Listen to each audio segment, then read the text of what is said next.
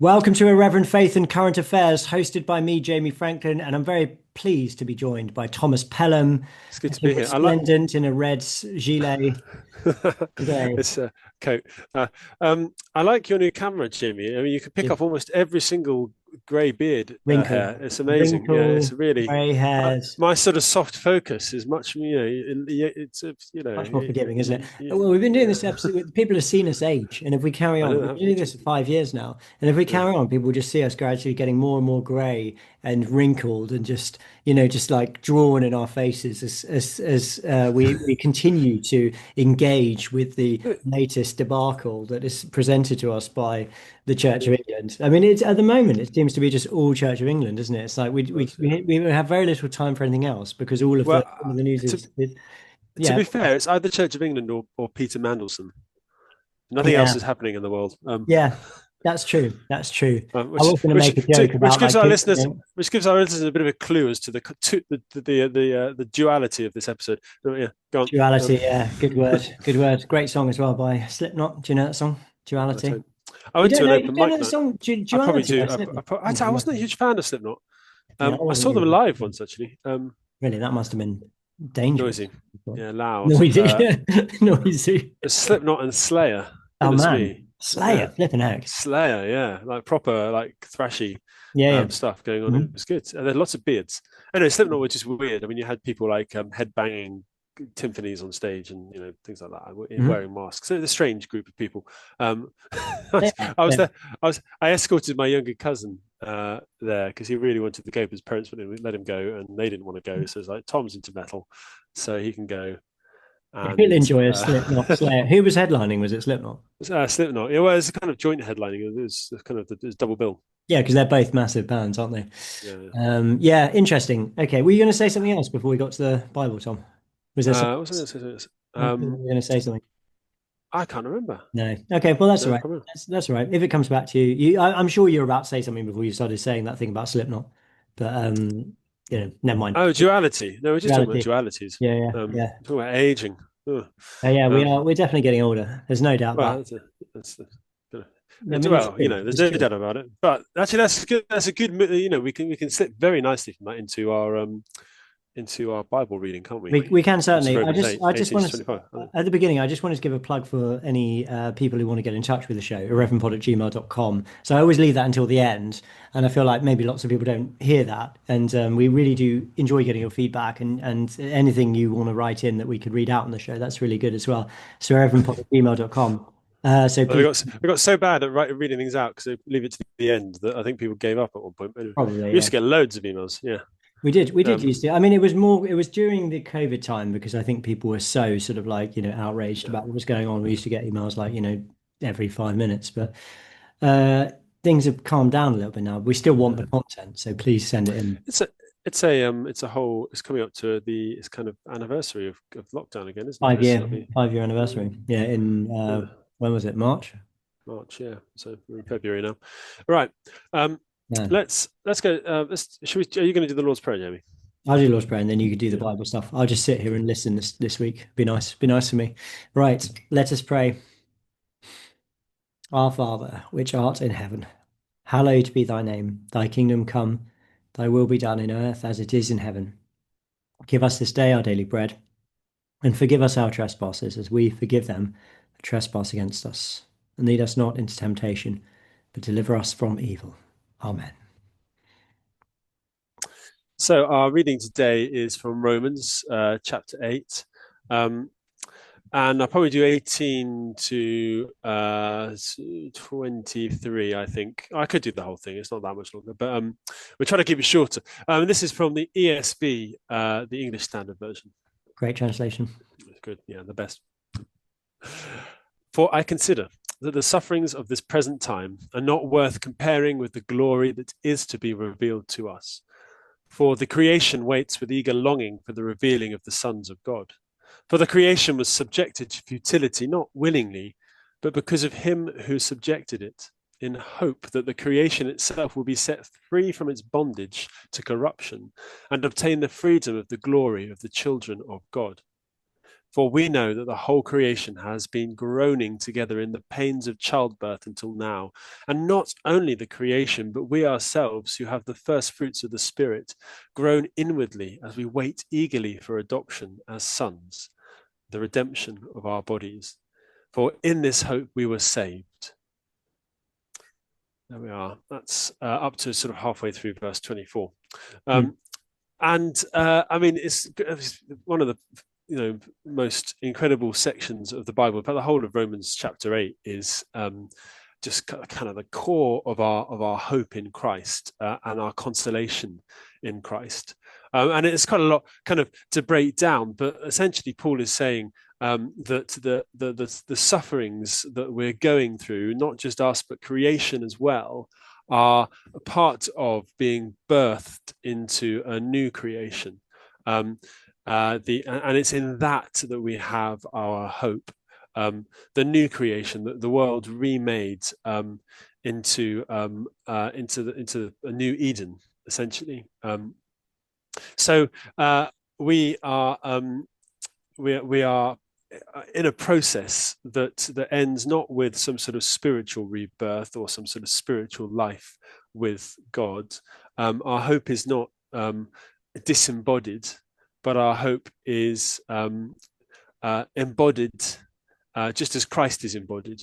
He is the first fruit of the new creation, Paul writes elsewhere. In him is our template, our prototype, one who died and rose again in glory, more real, more substantial, and more human. So, and I think it's quite important because so much, if you ask sort of random Christians in the street, if you can identify some, then so much of our responses, I think, to what is your hope, would be I'll be with God in some sort of spiritual sense. We'll be in heaven, with the angels. But actually, our hope is far beyond that. It's a life everlasting in the fullness of life, in the fullness of humanity, in the fullness of union with God and union with each other. That's why there's no marriage in heaven, not because we won't be unified with others, but because the intimacy and love that is in this world bounded in marriage becomes that which is shared with everyone and God together in sort of in blissful harmony. So, and this passage is about that pivot. Is about this. There's going to be trials. There's going to be tribulation. There's going to be suffering. There's going to be pains. And we'll feel the pain as people with the Spirit in us of living in an imperfect world, in imperfect bodies, with imperfect and sinful desires, and as Christians, that comes to our heart. We groan, but our hope is for all that to end in our bodies, in ourselves. We will live as we were supposed to be, and that's and that is the full fat kind of heaven. Really, it's not a halfway house. It's not just spiritually. It's us in the fullness of ourselves. Yeah, no, it's a great reflection. Yeah, I mean, I find it really interesting in this passage the way it talks about the creation. So it says like the creation was subjected to futility, essentially by God, in the hope that the creation itself will be set free from its bondage to corruption and obtain the freedom of the glory of the children of God. So it's referring back to the fall of creation, Yeah. Genesis 3. And then it says, for we know that the whole creation has been groaning together in the pains of childbirth until now, which is a very vivid picture of like the creation itself, like almost like personified groaning, so in pain, suffering, but in the pains of childbirth. So, so something glorious is coming through that pain, through the suffering of creation itself. And then it says, and not only creation, but we ourselves, who are the first fruit of the spirits, groan inwardly as we wait eagerly for adoption as sons, the redemption of our bodies. So yeah, it's a really beautiful. It's a very pure. It's a very pro-human, isn't it? And that's quite interesting because so much of the sort of apocalyptic discourse in the secular world is very anti-human. The climate crisis. All of that sort of stuff. It's all about how how humanity is bad. Whereas here, turns out the creation is groaning, waiting to be for us to be revealed fully as sons of God. And it's a very positive view of humanity and of embodiment. And also, I quite like this because I read a lot of Romans as a commentary on Genesis. I think that's quite a defensible way of reading the first half of Romans, at least as kind of a commentary on the fall and therefore the state that we're in now. And here, God's judgment upon the world isn't a judgment that ends with death, but a judgment that ends in the hope of being set free from the sin that causes the judgment. It's a positive move. Yeah, I mean, that's a really interesting connection between the creation and humanity. I'd not really thought about it like that before. So, like, the creation itself will be set free from its bondage to corruption and obtain the freedom of the glory of the children of God. So, it's linking together the redemption of the universe, the redemption of the cosmos, and the redemption of humanity, like they're linked together. And again, that would go back to the fall, because the fall, in the fall, you have obviously like the fall of humanity, like the what would you say, like the alienation of humanity from God, but linked to that is also the corruption, the curse of the rest of the world as well. So it's like there's like a twin fate of humanity and the creation.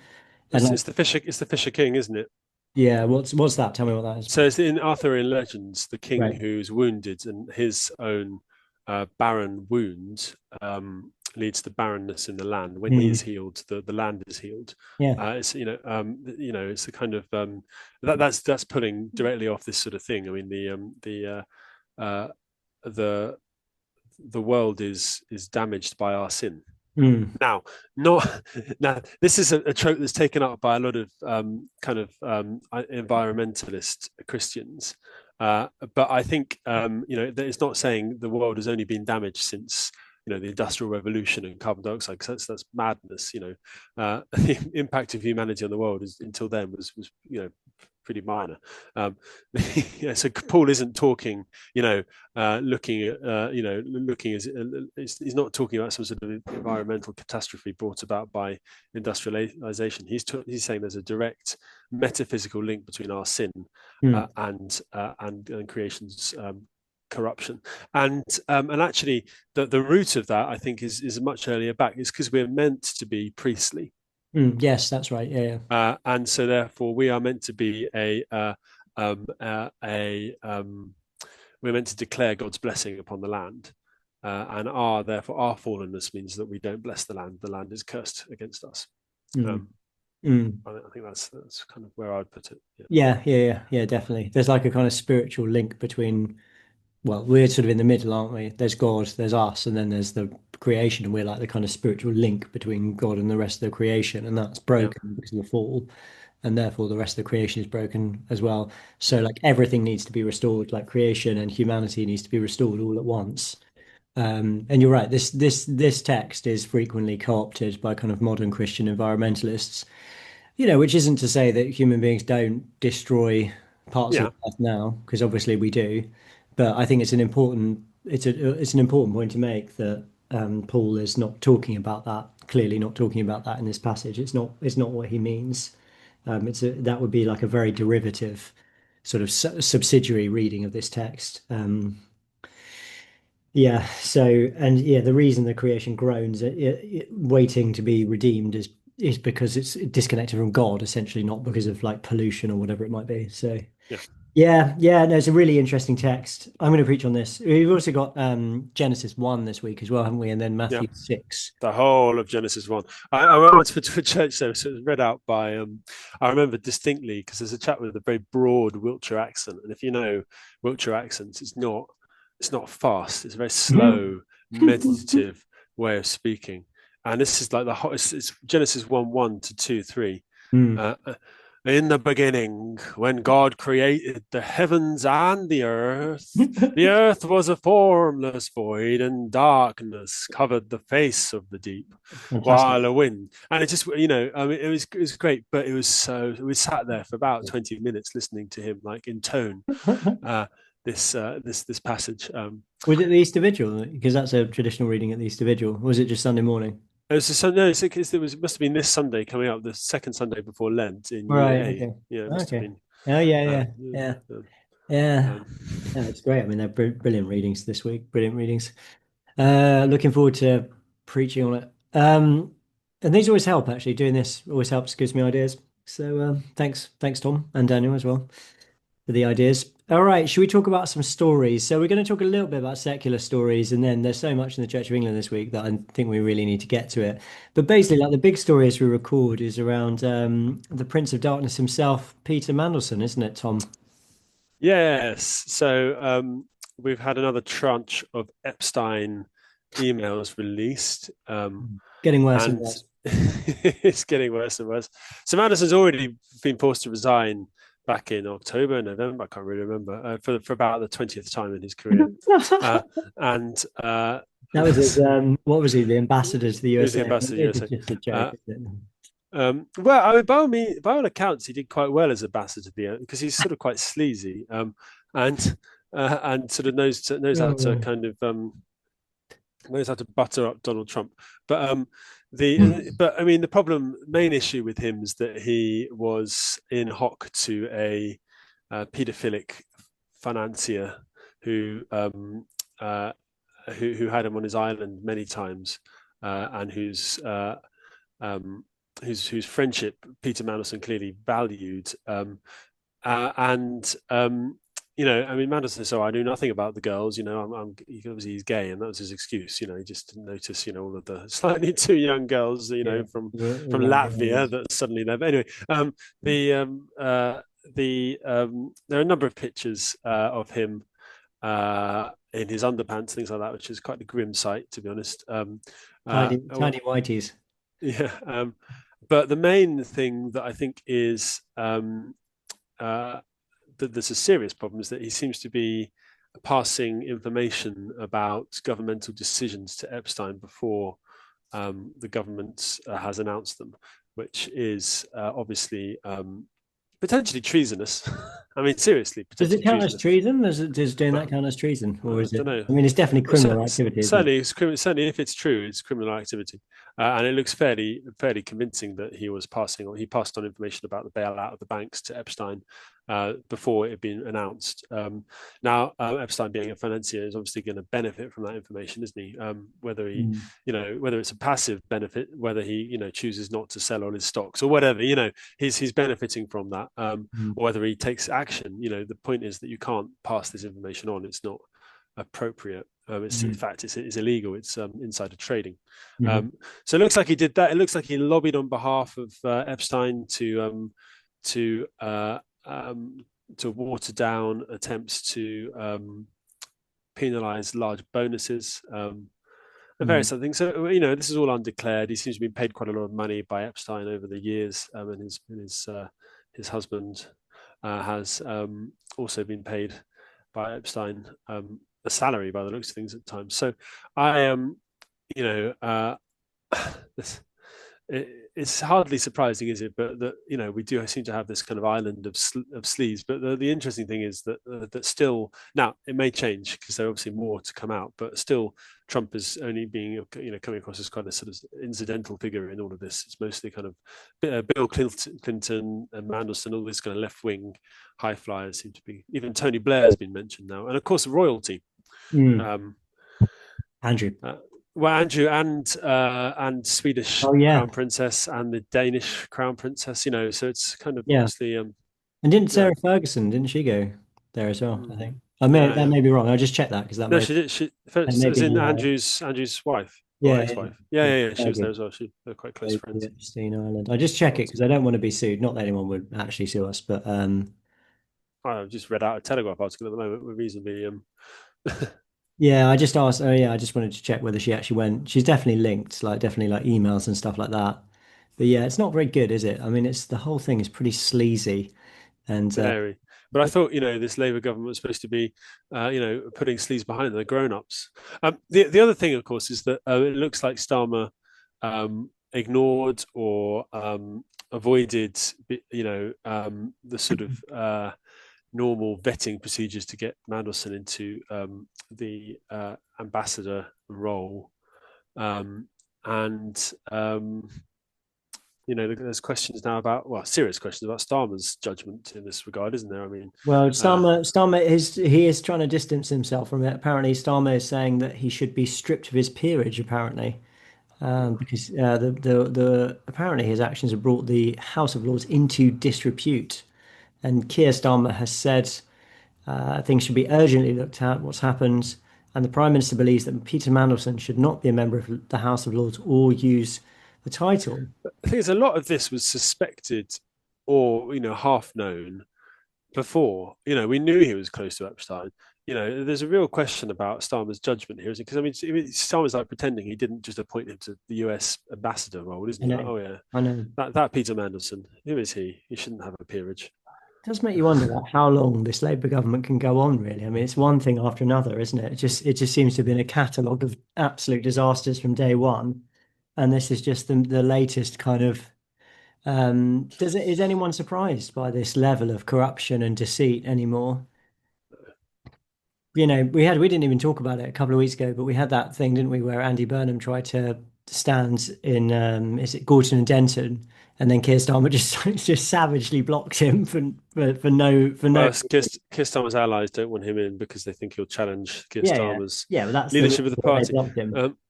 But I mean, if it's not him, it's going to be someone else. So the problem is that everyone else, will end up being Ed Miliband or something, won't it? Which would be pretty ghastly. Imagine.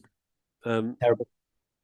Wes Streeting would be okay, I guess. At least he's got a faith, I think. But it's not. Well, yeah, I think he attends church anyway. Yes. Where do you attend church? He's an Anglican. But is he? That means all that much. But I'm just asking all these questions. Does he? Is he? I don't know. I don't know his soul. I know he's probably not been. He's gay and he has a partner, but so it's not a great sign. But he is actually he's engaged. a practicing Christian and an Anglican, apparently. Yeah. I think he has a partner anyway. But anyway, he's got a memoir apparently called "One Boy, Two Bills and a Fry Up," which touches on his life, faith, and sexuality. He's quite ill-informed as a Christian. I remember him.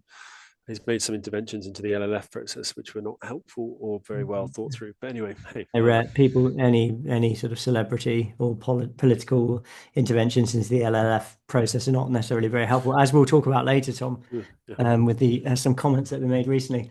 But sleaze. Okay. It's all sleaze, Tom. It's sleaze. This is the world we're living in. Can I tell you? I'm gonna steal something that from.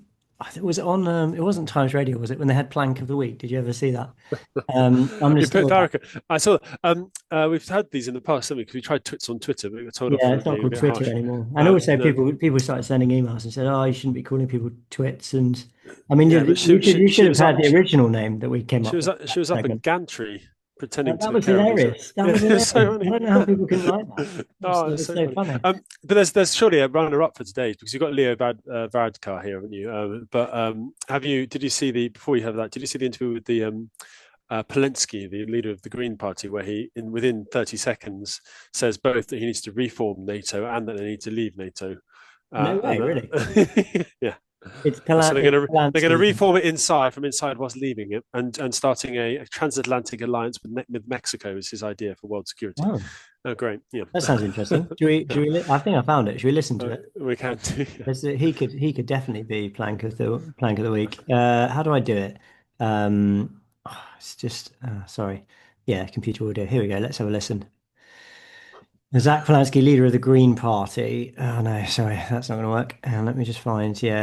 Oh no, I'm not sure it's going to work actually because I need to load up Instagram. There is an article here on Telegraph saying Zack Polanski has absolutely no idea what he's talking about on NATO. Yeah, appears. Sorry, I can't find the clip to play it unfortunately. But so he can be a plank of the week certainly. Anyway. Let's have Varadkar. Let's hear. Well, yeah. Oh, actually, no. Here we are. I've got it. And questions have been asked about where you actually stand on NATO and Ukraine. Now, if you were to abolish NATO as you wish, how would that help Ukraine? Well, first of all, let's start with what the actual policy is. So the policy is to reform NATO from within. And what I'm arguing for, and by the way... That's not what you think. It is what I think. General Richard Sheriff was on TV this week, where has been reporting that he thinks we need a gap analysis of what is happening around the world in terms of weapons that we need to invest in and defence. What I'm arguing for is an alternative alliance with countries based in Europe. It's almost like you need to create a union of European countries, plus Brazil and Mexico and global south countries that recognise we cannot rely on Donald Trump. He is not a reliable ally. He is unpredictable. Sorry, can I just be clear then? So your idea of reforming NATO from within is abolishing it and replacing it with something else? Well, first of all, let's talk about if it's possible to reform NATO from within. I don't think it's possible because the United States, 86% of our arms imports come from the United States. You just said your policy was to reform NATO from within. Now you're saying you don't think it is possible to do it. Which is it? I think we can do more than one thing at once. So you can have step 1 and then step 2 and step 3. So let me outline that for you. Step 1, which is what has been trying to happen and clearly is not working, is to work with the United States. But we have a dangerous, unpredictable man who considers Vladimir Putin his friend, but brings Zelensky into the White House and shames him and disgraces him in front of the world. So whilst a few years ago we voted to reform NATO from within, what I'm saying is it's time to look at step 2.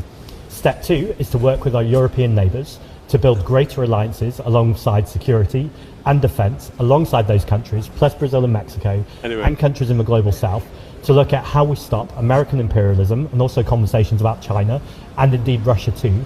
And in our own country, step 3 is to look at our own economic sovereignty. With more salience. Right, so that's his outline. So he wants to reform NATO within while starting starting another group which involves loads of countries from NATO, and for some reason, what was it, Mexico and Brazil. Yeah, there's well-known military powerhouses. Anyway, and the global south. That's hilarious. Oh yeah, and the global south. Yeah, and we need to, basically because we need to fight against Donald Trump. I thought the Greens were generally anti-war, but obviously he's not, because he, we got any sort of any attempts to kind of to forge peace in Russia require talking to the Russians, doesn't it? I mean, that kind of goes without. I mean, whether Trump's called him Putin a friend or not does really matter. You have to talk to them, you have to kind of try and understand them, otherwise you're just going to keep fighting. Yeah. Anyway. Yeah. Well, he could definitely be Plank of the Week. The other one is Leo Varadkar. This is probably more pertinent to the podcast, isn't it? He's the political leader in Ireland. He tweets this. I signed the order establishing this new public holiday. It clearly states that it is both St Brigid's Day and Imbolc, venerating both an Irish Christian saint and our own ancient New Year when we had our own gods and goddesses. National identity doesn't have to be monotone or singular. It can be multi-layered and pluralistic. In fact, that's more authentic to who we are and who she was as a saint goddess. So there we go. Ireland's going pagan, Tom. Do you want to watch some of the video? A paganistic faith centered around St Brigid. Anyway, yes, it's centered around a Christian saint. Imbolc. I've never heard of Imbolc. Let's watch. Let's see what the video is. Can you see this? All right. This is visible for you. And let me just turn it up so it's definitely loud. Let's have a watch. And is it just music? So it's like basically saying this is a national day celebrating feminine energy, light, and leadership. St. Brigid was an activist, healer, and peacemaker, inspiring women who turned compassion into power. Okay, her fire wasn't just a flame. What was it? It lit the torch for a movement. Hang on, are they trying to co-opt? Yeah, that's exactly what they're doing. It's syncretism. Got St Brigid into like some sort of super feminist, lesbian, pro-abortion, because there's some pictures just there, a sort of activist. Yeah. So I think she would be fairly pissed off with that. I don't think she'd be into it. I don't know huge. I don't know huge St Brigid's? I don't know very much about her, to be honest with you. I should look up St Brigid. Yeah, you look it up. Yeah. Who is she? Why do we celebrate? It's ridiculous. With its origins in the Celtic, this is from National Museum of Ireland. With its origins in the Celtic fertility festival Imbolc, giving birth, St Brigid's Day on February the 1st signals the beginning of spring. And so St Brigid's Day does not have its origins in the Celtic fertility festival Imbolc. Presumably, it's the day she died, like every other saint's day, right? Why? Yeah. Or they're released commonly on the day the saint died. I mean, this is often the case. But I can't. I'm trying to find it. It's all just filled with like sort of propaganda nonsense. Yeah. I'm gonna ask Grok. That's the only way. Okay. Well, I'm going to carry on watching this video. Once you do that, I'll ask Grok. Okay. Hey, Grok. In Ireland, this day marks new beginnings, spring arriving and strength rising. Some lambs there. It's a reminder that feminine power, that looks like a bloke with a mullet, is transformational. Women playing sport, and a message from Ireland to the world saying that the power of women is shaping our future. That's the same thing. That's it. Okay. Celebrating the creativity of women, apparently. I mean, you can't argue that women are very creative. I mean, they make life, don't they? Which is pretty impressive. So yeah, she's traditionally held to have died on February the 1st, 525. So it wasn't, and the earliest sources for her death on that day come from 7th century hagiographies, so written about 100 years later. So I mean, that's pretty early. The St Brigid's Day is nothing to do, literally nothing to do with Imbolc. It does not have origins in Imbolc. Her celebration is due to her when she died. Well, probably. Which was that was my guess. Yeah. It's quite normal, isn't it? Yeah. But I just putting out that I guessed, and it was correct. That's all. Yeah. So nothing to do with Imbolc. Imbolc, I've never heard of it. Is it pronounced like that? Imbolc. I've no idea. Imbolc. That's how I get my protein. Imbolc. Yeah, hilarious. I don't think you hear that joke, did you? You were reading something. I don't know. So here, as usual, the sources for the date of Imbolc are about later than the sources for the date of St Brigid. St Brigid. Yeah, her death. Okay, cool. I mean, it's kind of like Yeah. All right, Tom, we should move on. We've done enough. We've done enough planking. Now, a couple of things to do with the Church of England. So the first thing is that Church of England clergy are being told in the Diocese of London to preach anti-racism. The Diocese of London have awarded £730,000 for diversity initiatives, including education on Anglican links to slavery. Tom, we need more of that. There's not enough education about this. So, are they going to be microaggression kind of training for PCCs as well? Definitely. The PCCs are definitely involved in this. There is something about it. Let's read some of it. The initiative has been launched despite concerns the Church of England is alienating parishioners and diverting money from struggling churches by focusing on issues such as slavery. But the Right Reverend Dr. Anderson Jeremiah, Bishop of Edmonton and the Diocese of London's lead bishop on racial justice, said the project would foster a sense of belonging for all. He writes, or he says, whether it's Bible studies, baptismal preparations, confirmation preparations, or sermons, what we would like to actively promote is racial justice as one of the ways of engaging with the challenges of the church through resources that can be used in these spaces. So, Tom, every time you do your baptismal preparation and your confirmation... What I really want from my baptismal preparation is for people to come out with a sense of racial justice, Jamie. Racial justice. It's my main aim. In my confirmation is I want them to come out as which is why I provide pink hair dye as a part of the initial. Actually, I just put it in the baptismal. Just put it in the font, yeah. As I baptize them, they come out pink hair dye. Give them a placard. Off you go. Go do some racial justice. Give them a mullet. I just think, and I suggested this to some Church Diocese of London clergy, they're giving too much parish share, aren't they? It's like 730,000. 730,000. Jamie, that's 10 years of a stipendiary post. Yep, of course. Of course. Which that's one church that could have a minister for 10 years, doing, put them into the poorest parish, get them to grow a church that's thriving. It's 1 year of 10 evangelists in the 10 biggest cities.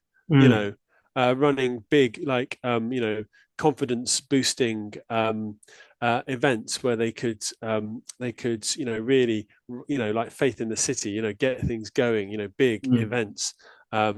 It's just a ludicrous amount of money to just be spaffing around on anti-racism, and the Bishop of Edmonton is what he wants most of all from these things is racial justice. Do you know what I want? I want people who engage deeply with the scriptures, who love Christ with all their heart and mind and soul, and who are saved and want to share the knowledge and truth of their salvation with those around them. And you know, and do you know what? They will be anti-racist because, you know, racism has no part in the Christian gospel. It's not, you know, it's not compatible with the idea that we love our neighbors, we set ourselves. But neither is it our key priority as a church. Our priority as a church is to make God's love known in the world. Yeah, I think the concern about this is it looks political, isn't it? It looks really political. It looks like it's about like promoting a sort of like multicultural view of society. So, for example, you know, the sort of liberal progressive multiculturalism, basically. It says here, worship venues will also receive cash to support refugees and asylum seekers, and will be tasked with promoting diversity and leadership. Okay, so that's interesting, isn't it? So asylum seekers, like people who are seeking asylum in our country. And, you know, as we might say, well, there are people who are legitimately seeking asylum in our country, but there are also many people who are living in our country illegally.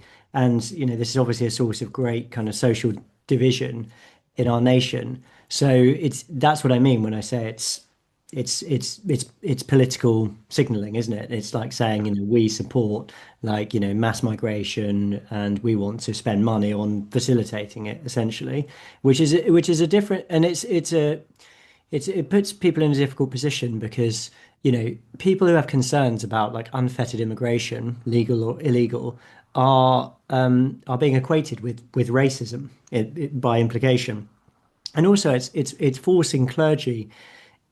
Well, let me put it like this. I mean, there's talk of the bishop saying it's going to bring unity, but it's not going to bring unity because it's politically divisive. So people who don't agree with what's being done are going to feel alienated by it. I mean, I'm not in the Diocese of London, but if this was happening here, I would feel alienated by it because I don't, you know, it makes me feel uneasy that this is, you know, this kind of political viewpoint is being pushed on me when I don't agree with it. And, you know, when I should have, you know, I think clergy should not be put in these kind of positions where they have to what would you say? Like put in a dilemma. Well, I mean, it's a sort of, you either go along with it or you're alienated. Sorry, it's kind of a like the problem with it is it's sort of like a test act, isn't it? Like if you're not going along with it, then you're then you're not kind of going to be you know, promoted if that's what you really want, or you know, or whatever. You know, you're going to be ignored, sidelined, you know, chucked out, etc., etc. Especially if you are on limited, on time limited contracts or whatever. Let's be honest, it's a test act of some sort, and you know, it's a virtue signaling in that respect. And the problem is the Church of England has no right to make anything a test act that is not in its formularies or in the Bible. Racial, you know, it really doesn't. You know, those I'm happy with. You know, if the Church of England said, "We're doing it," you know, we're going to roll out £750,000 on you know, the Trinity, you know, training and seminars and, you know, things like that. So we're preaching it really strongly and well. It'd be fair enough, because if a minister felt excluded by the fact that they needed to preach the Trinity in their church, then they shouldn't be in our church. But you know, I mean, it's a silly example in a way, but you know, the point is that something like this is political. Because that's how they present it. They present it politically as a political, and it's not directly found in the Bible. It doesn't say, you know, in the Bible that that there are particular ways in which we need to love our neighbor. There, you know, there are many ways where that might be appropriate.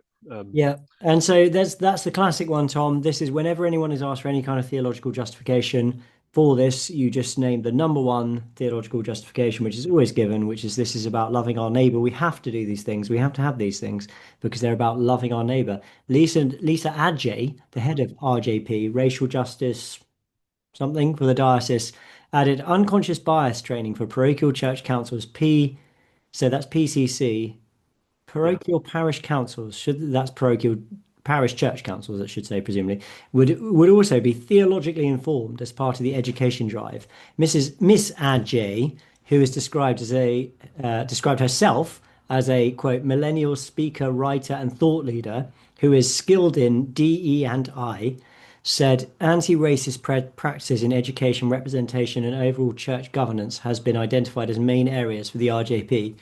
She said to The Guardian, this comes back to our theology, to who we are as the church, which is about loving our neighbour.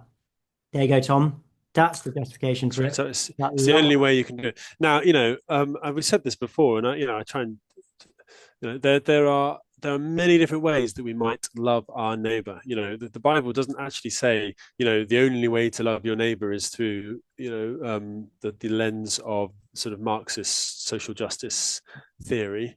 It's quite reasonable to say a number of things like, can we not love our neighbor by funding better support in their own countries, things like that, things like that, which there are legitimate political discussions to be had, and the church shouldn't feel like it's coming down on one side all the time, which it currently does, doesn't it? Because it always comes down on the same side.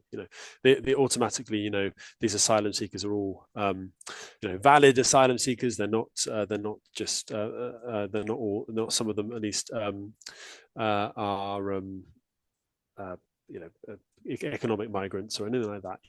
The assumption is that they are all valid, that they need to be brought here and given asylum, all these things, but the international law doesn't, that's a particular interpretation of international law and our obligations, and there are other interpretations that are still trying with limited resources to love our neighbor as much as possible. So in the same article in The Guardian, it notes that last week, the new Archbishop of Canterbury, Sarah Mullally, defended Project Spire. So Project Spire being the £100 million that the Church Commissioner are going to give in order to, for slavery reparations, essentially. She's defended this as being, quote, rooted in the Christian call to repentance, reconciliation, above all hope, after Conservative Party critics claimed the fund would divert cash away from local parishes. Mullally said that the church was inspired by the example of anti-slavery campaigners such as Olaudah Equiano, adding, quote, Project Spire does not diminish the church's support of or investment in parish ministry or clergy. Church commissioners' support for dioceses and parishes continues to increase. I do have a comment about that, which is that I don't really see how that can be the case. Just like if you just think about it logically. So she says it doesn't diminish Project Spire, which is £100 million being given to slavery, doesn't diminish the church's support or investment in parish ministry or clergy. I suppose you could say, like, technically it doesn't, because like it's not like directly taking money away from money that's being given from the church commissioners to parish churches, insofar as it's not like literally making it less. But it is in the sense that £100 million could be given to parishes, and it's not given to parishes. It'd be £8,000 per parish, roughly. Yeah. Rather nice, wouldn't it? Well, it would, or it could be strategically used. I would suggest it should be strategically used for clergy training and stipends, because that's the obvious pressing need. But I just find it sort of disingenuous when people talk like this, to be honest with you, because it's obvious. Like, just if you think about it, just say I've got like £1,000 and I've got, I don't know, some kind of cause that's dependent upon me, and I'm willing to give £100 to that cause, and I give £900 to something else. I could have given that £900 to that first cause if I hadn't given the £900 to something else. It's exactly the same thing here. There's no reason at all that money couldn't be given to parish churches. That's the reason that the church commissioners have this money in the first place. Yeah. So I guess the alternative is just to sort of sit on that £100,000 and not do anything with it. But that's not really their 100 million. 100 million. That's not really their remit. It's not why they're there. Instead, it looks like they're probably I imagine this nonsense project at Diocese of London is funded from Project Spire. It wouldn't surprise me. I don't think it is, actually. They've got separate pots of money. I think it's from somewhere else.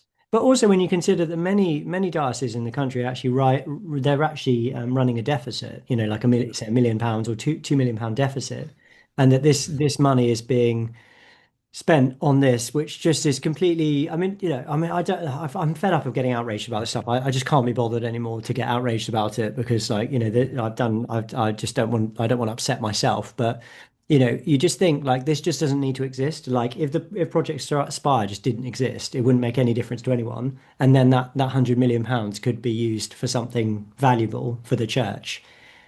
Wouldn't that be a better world? Like if you had two worlds and there was one world with Project Spire and there was one world just without it and the money being used for something useful, wouldn't you just choose the second one? I mean, it's just, if there was a world where this new racial justice diversity initiative didn't exist in the Diocese of London, I'd probably just choose that world. I'd just say, like, just spend that money on something better, Once again, it's 15 years of 100 priests.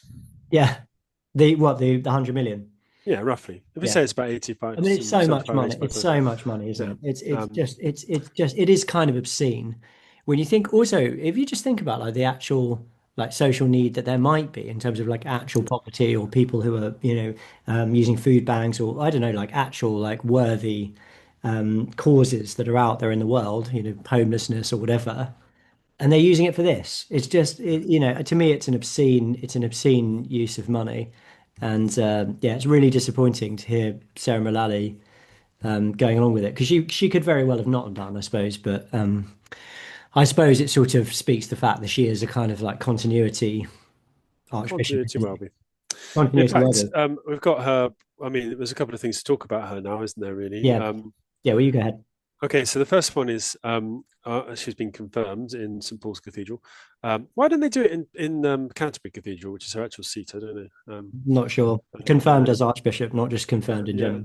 Yeah, she has been. She has been confirmed. I hope. I assume so. Yeah. That'd be like the end of conclave, wouldn't it? Right.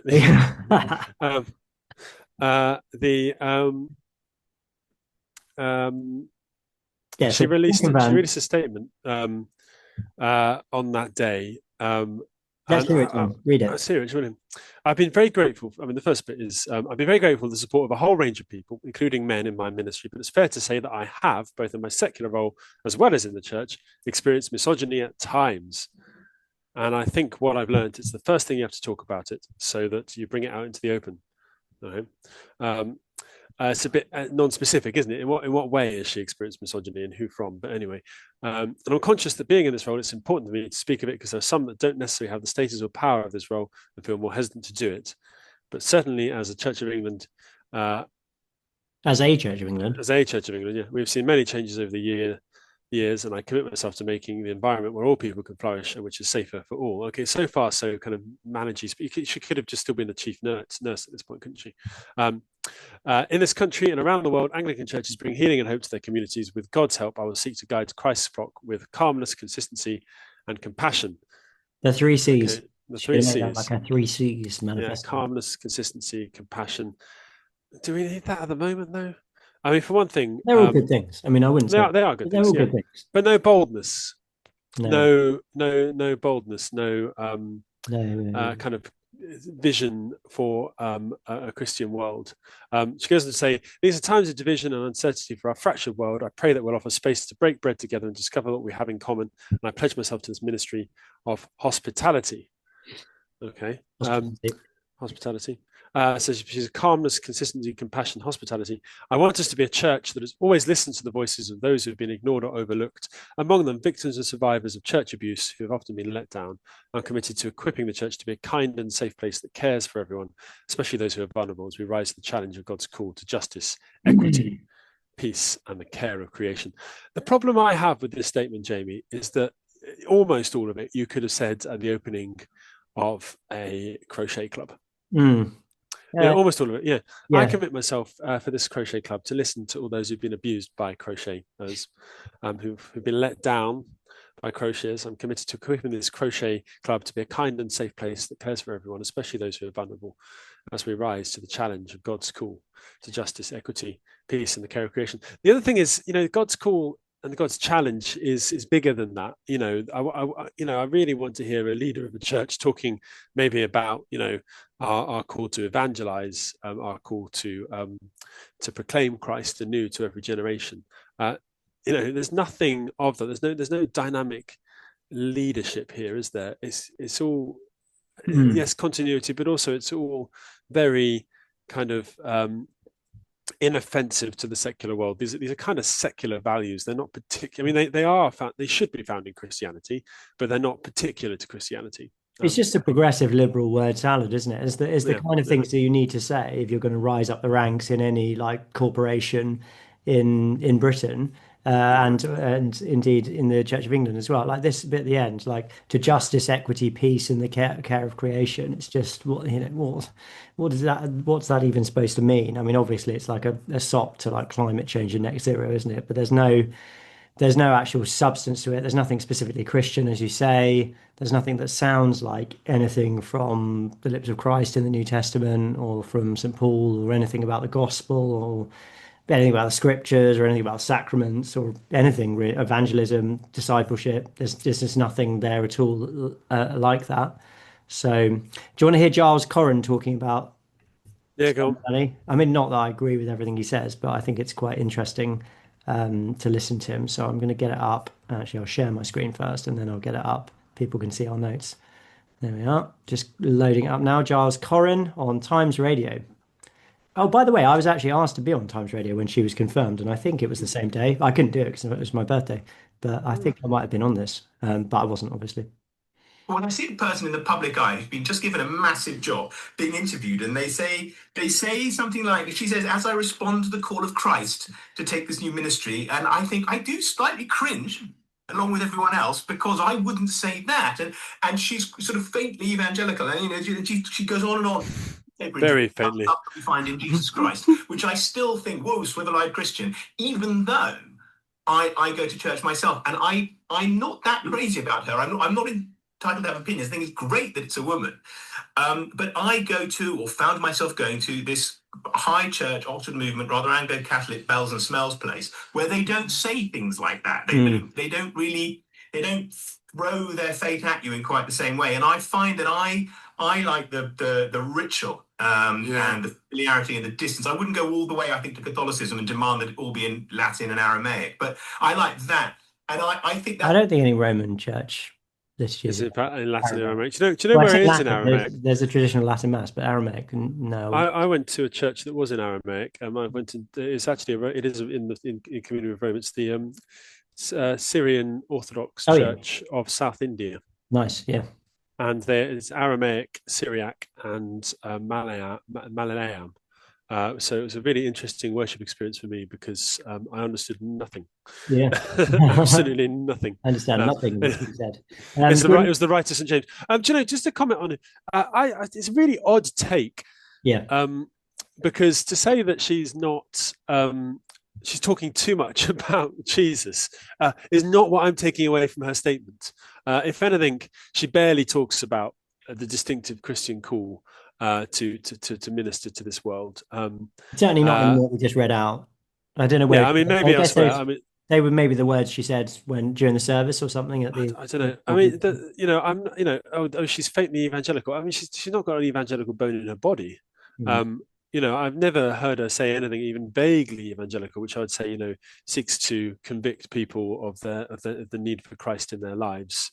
Through he probably means like more sort of like, insofar as she's not particularly like Catholic in her sensibilities, like liturgically. But he doesn't really. But probably not. But she doesn't really. He doesn't even really understand what Catholic liturgical sensibilities are anyway, because he goes to understand. It's a really odd take, other than being sort of vaguely positive for him that she's a woman. There are issues with that in terms of scripture and tradition, but it's just saying, oh, she's a woman, which is vaguely positive, is possibly even misogynistic and slightly sexist, because it's just saying, that her worth to him is increased by just simply by merit of being a female, which is odd. I think what he's saying is he's happy it's a woman. He just wishes it was a different woman. But which woman? I don't know which woman he liked. Which bishop fancies. The idea that that she's talking too much about Christ is an odd one. Like, her job is to talk about Christ. Her job is to make Jesus present in her, to those present. Yeah, I do get what he means when he says the thing about like responding to the call of God in Christ. It does sound a bit, sort of like it could come off as like slightly self-aggrandizing, I suppose. Yeah, but also the other thing I think that's worthwhile, I agree 100% with what you're saying, but I think it's important to like listen to people like him, because I think what he's getting at least partly, is that he doesn't like the kind of evangelical cringe, with like all the emotions on the surface and like things too sort of explicit on the nose, and that. I would argue that's, well, I don't know about explicit on the nose is kind of, I think our liturgy is explicit and on the nose. Well, no, you know what I mean, though, like but, of it, like the kind of sort of like you said, like fling it in your face, like thing. There's a certain sort of reserve within traditional Anglican worship, isn't there? I mean, the liturgy itself is very powerful, but there's a sort of stateliness and reserve with which it's done. And I think he's getting at that. I'm trying to just hear like what what. Yeah, I guess. I mean, I'm not convinced. Like I say, I'd like her to speak boldly about the need about Christ in her life, and not sort of hedge around it, if anything.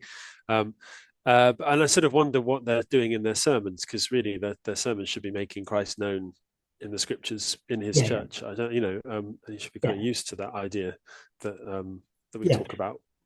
Well, I'm an Anglo-Catholic, and they were, you certainly hear about the love of God in Christ, my church. So, presumably they just have sermons about like other things, I suppose, but it does seem a bit odd. So we're running out of time. So we've got a couple of, so can I just summarize this? So, because we've got a couple of articles, both of them basically telling what the Archbishop, what she should do. One of them is by George Pitcher, and one of them is by Ian Wilson. And basically they both hone in on the gay marriage stuff, basically, LLF, sexuality stuff. George Pitcher's answer to her is to have no official position on it and to allow clergy to decide whether or not they're going to decide their own policy, basically, presumably whether they marry people. And just let me say about the Ian Wilson one. The Ian Wilson one is even weirder, because it basically says, it's from the Times, and it basically says they shouldn't have an opinion about it. She shouldn't have an opinion about it at all. So one is saying essentially delegate the responsibility to the parish clergy, which is a terrible idea. I'm sure you're about to say that. The other one is just to say, just ignore it. Just ignore it completely. Well, I mean, George Pitcher is a weird letter, because it doesn't need to understand anything about the Church of England. Apparently he's a minister in the Church of England, but he doesn't need to understand how the Church of England is constituted, what our doctrine means, and what a church is. Because the idea that we can just sort of farm out doctrine to the lowest level and then ignore the whole question, it's two things. The first thing is it's taking what essentially the liberals want and making that the default, sort of, and pretending that it's a sort of compromise. The whole point is that the church can't function like that, because the church has a doctrine, and to say that there is no doctrine is to change doctrine if you have doctrine, and to change doctrine is to say that the Bible is no longer authoritative, or at least the understanding of the Bible the Church of England has received is no longer authoritative. We're an apostolic church. You can't do that sort of thing without changing the very understanding of the church that we have. So it's just saying, oh well, just let people do it.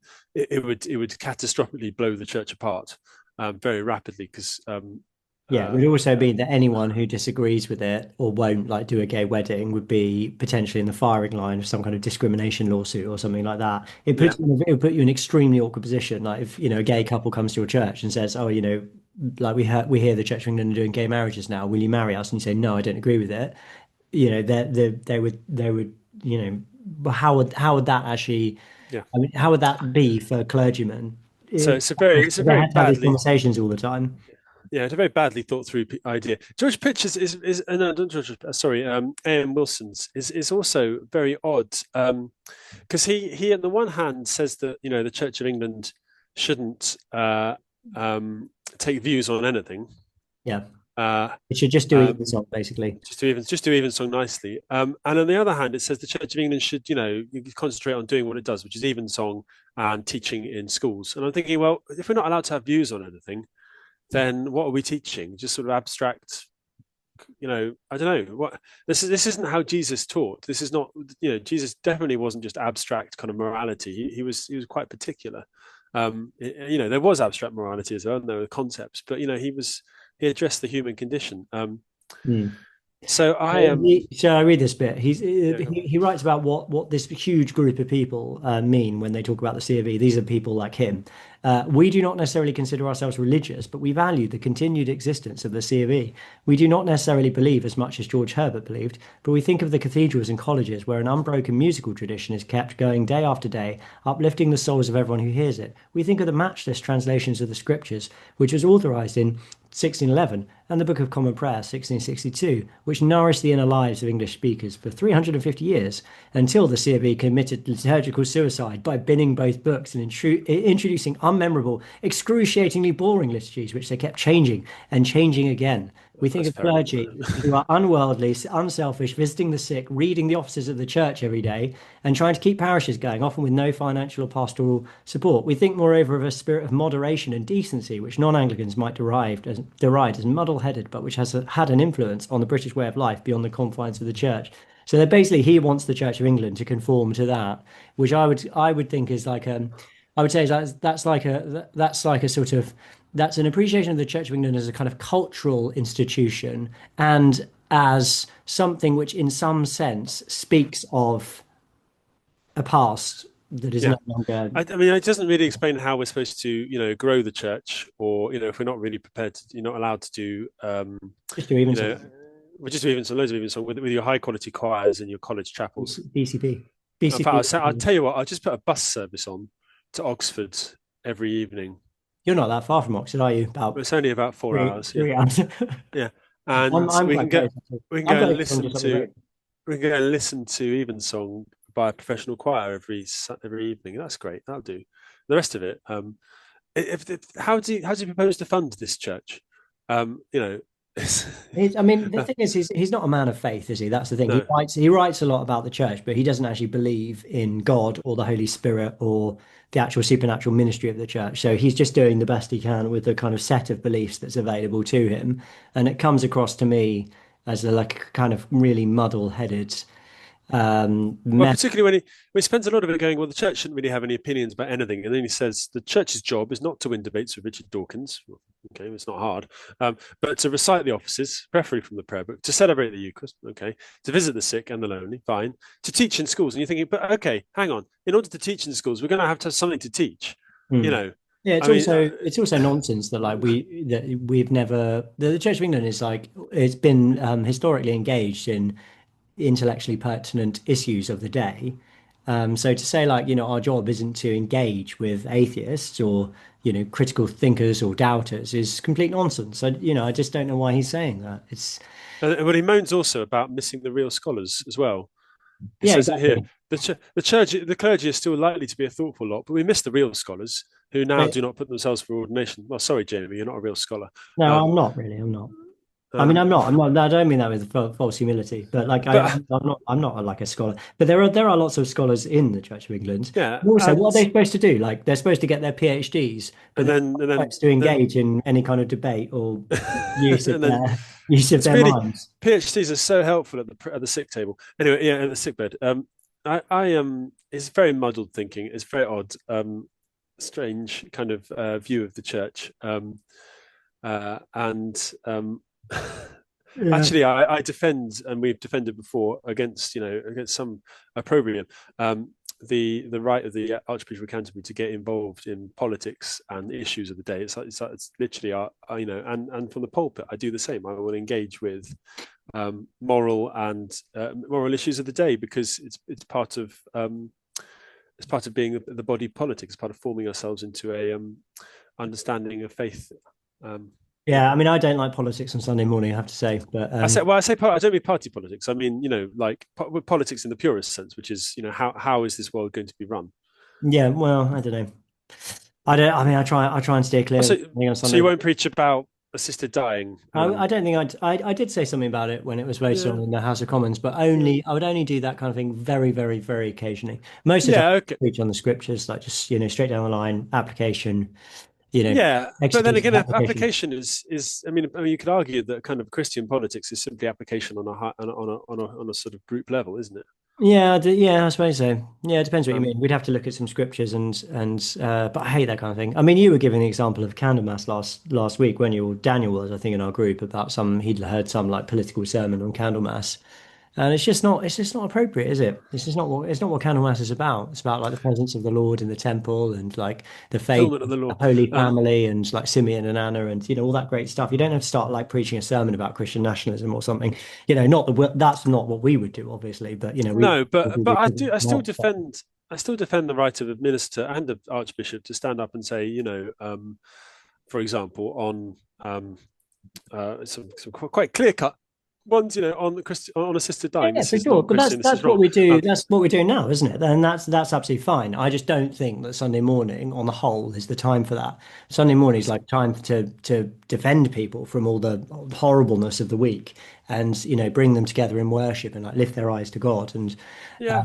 that's the way I see it. I remember reading that Edmund Burke says something like that in his book on the revolution in France, and I remember reading that, and it really giving me a kind of I'm not saying that like I have to just obey everything Edmund Burke said, but like I think that, I think that there is something to that. Like the worship experience is supposed to be like a heavenly experience, isn't it? We don't want to be like in all the muck and the weeds of like, politics. It's just horrible. It's toxic, Tom. It's toxic for the soul. We need at least like a couple of hours a week where we're not preoccupied with all this nonsense.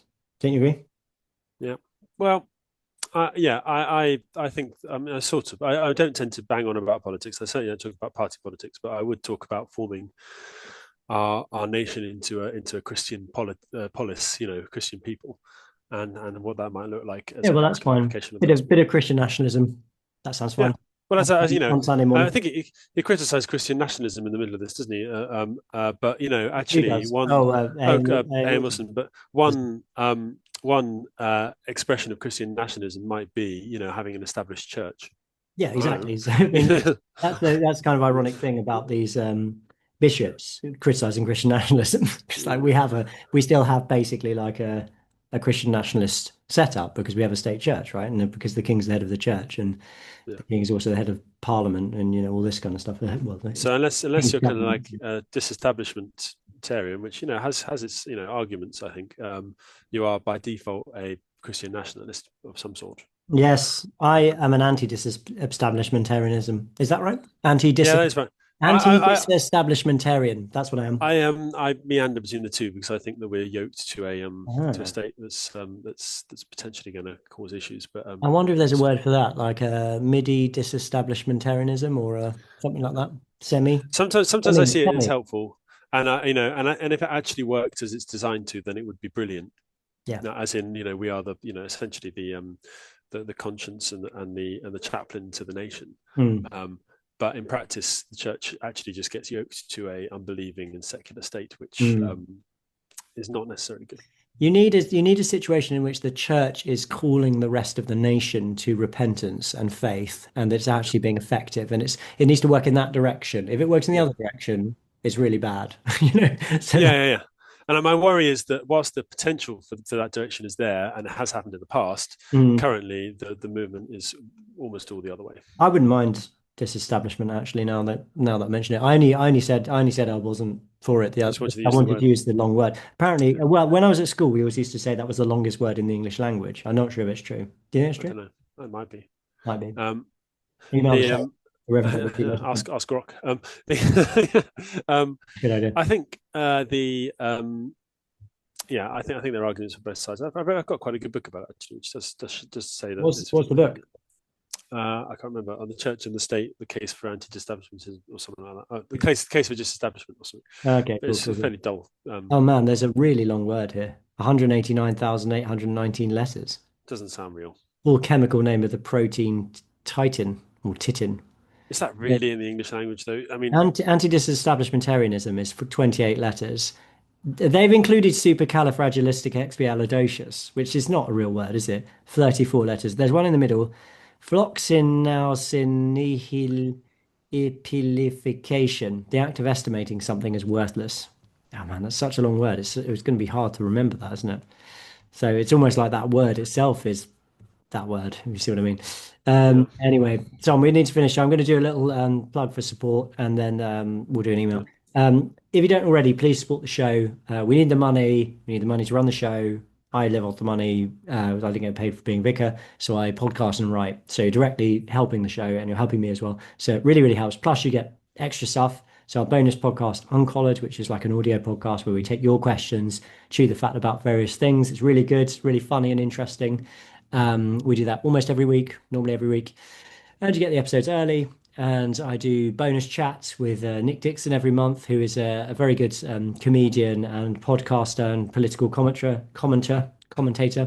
So those are really good. So you get loads of extra stuff and it really helps us. And if you do it on Patreon, you can do it for as little as £2.50 plus VAT in the UK per month. So not very much money at all. And it really, really helps. So if you don't support us already, please go to patreon.com/reverend or go to our website, reverendpod.com, and click on the big red button to become a Patreon today. And all the details are in our show notes. We really, really do appreciate people supporting. Support today. Thank you. Now, Tom, do you want to read this email? It's about something we did last week. Shall I read it and you can comment on it? You read it. Okay, so this is from Sarah. Dear Jamie, Tom, Daniel and Tom, although Tom wasn't on this episode, right at the start of the clip you played of Harari, this is Yuval Noah Harari, speech, he says that, quote, AI already thinks better than many of us. To me, that statement alone sums up the evil ideology behind the intent of people like him. They want us to believe that AI can think. They want to elevate it to the level of God-given human consciousness. AI is a tool invented by humans which can only feed back to us what we have fed into it. The idea that AI is, or one day will be, conscious, I think one of the most dangerously evil ideas there can be for humanity. Thank you for the podcast. I've been listening from the beginning and really value your insights into, quote, God, the world, and other things. Is that a phrase we've used? If you listen to other Christian-based podcasts, could I humbly suggest we get to do this with Pastor Jimmy and Adam Curry? It's American and has some similarities to a reverend. God bless Sarah. I've never heard of that podcast. Oh. I mean, if it's similar to our podcast, it's going to be good, basically. Obviously. Yep. It's going to be amazing. I don't think we've ever said God, the world, and other things. Irreverent faith and current affairs is our tagline, isn't it? Maybe we should change it. Irreverent, God, the world, and other things. But what else is there apart from God and the world? I suppose like things outside of the world, like the space and stuff. The angels, yeah, the angelic realm, the supernatural realm. We don't want to leave that out. Yeah. So no, it's good insight. It's quite hard to talk about though. Yeah, true. Oh, well, not necessarily. We could get some like exorcists on and stuff, I suppose. Yeah. So good insight there. Yeah. No, AI can't think. Yeah.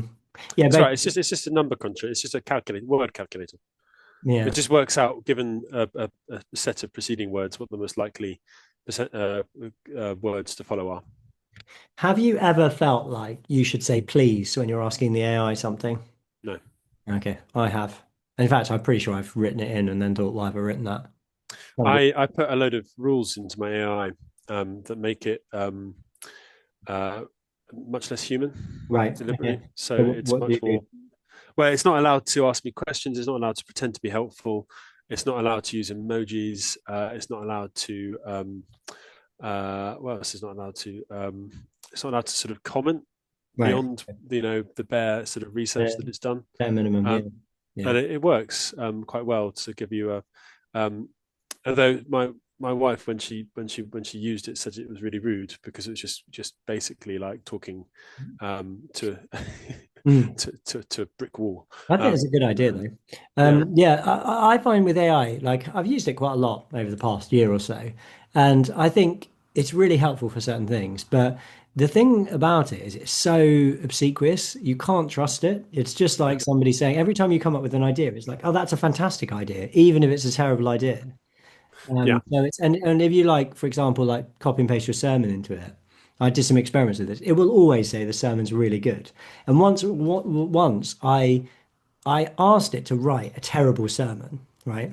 So it wrote a terrible sermon for me. Then I copied and pasted that sermon into a new thread, and I said, "What do you think of my sermon?" And it was like, "This sermon is fantastic." The best sermon ever. Yeah. So here are my rules. Do you want to hear my rules? Core output rules. 1, do not end any reply with the question. 2, do not use prefaces, self-references, meta-commentary, or tone declarations. Number 3, do not write over or replace the user's text unless explicitly instructed to do so. 4, preserve the user's tone, structure, and style exactly unless explicitly told otherwise. 5, only sharpen, reflect, or challenge ideas unless told to generate new content.